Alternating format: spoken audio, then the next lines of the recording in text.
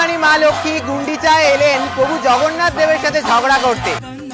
সচিদানন্দা ত্রিভুবনে করে যা চরণ বন্দা, জয় জয় জগন্নাথ সচিদানন্দা ত্রিভুবনে করে যা চরণ বন্দা।